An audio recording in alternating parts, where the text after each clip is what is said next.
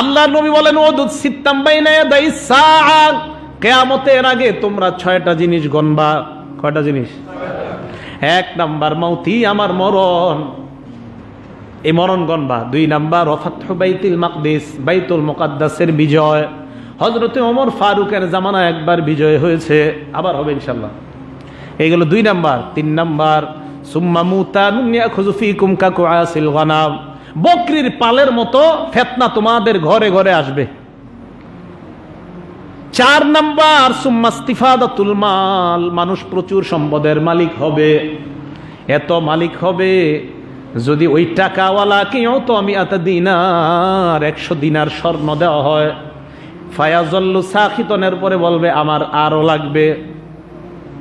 100 দিনার স্বর্ণ দেওয়ার পরে বলবে ফায়াজল্লু সাখিতন, হয় নাই, আরো লাগবে।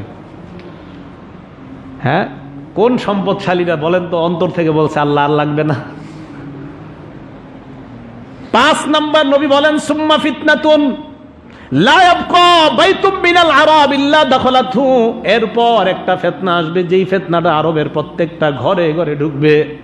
কিয়ামত সিরিজ আমরা আলোচনা করব ইনশাআল্লাহ, আসবে কিয়ামত সিরিজ, এটা আমাদের সিরিজ আকারে আসবে।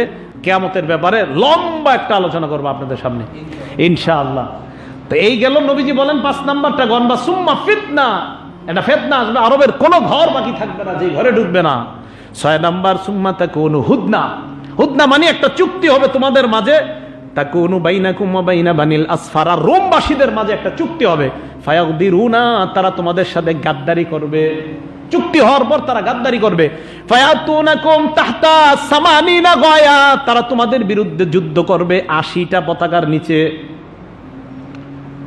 হ্যাঁ, কয়টা পতাকা? 80টা পতাকা উড়াইতে উড়াইতে তোমাদের বিরুদ্ধে যুদ্ধ করবে। তাহতা কুল্লি গায়াতিন ইসনা আশারা আলফা, প্রত্যেকটা পতাকার নিচে 12,000 যোদ্ধা থাকবে। কয় হাজার যুদ্ধ থাকবে? 12,000 যুদ্ধ। তো নবী বললেন 6টা জিনিস গণবা। এর মধ্যে একটা হলো ফাতহু বাইতুল মাকদিস, বাইতুল মুকাদ্দাসের বিজয়। বাইতুল মুকাদ্দাস বিজয় হবে ইনশাআল্লাহ, বাইতুল মুকাদ্দাস বিজয় হবে, এতে কোনো সন্দেহ নাই। এটা ইহুদিরাও জানে, তাদের শত্রু মিত্র সবাই জানে যে বাইতুল মুকাদ্দাস বিজয় হবে। তাহলে বলেন তো, বাইতুল মুকাদ্দাস এটা তো ওমর ফারুকের জামানায় একবার বিজয় হয়েছে, আবার হবে, তো আবার হওয়ার জন্য আমাদের তৈরি থাকতে হবে কি হবে না?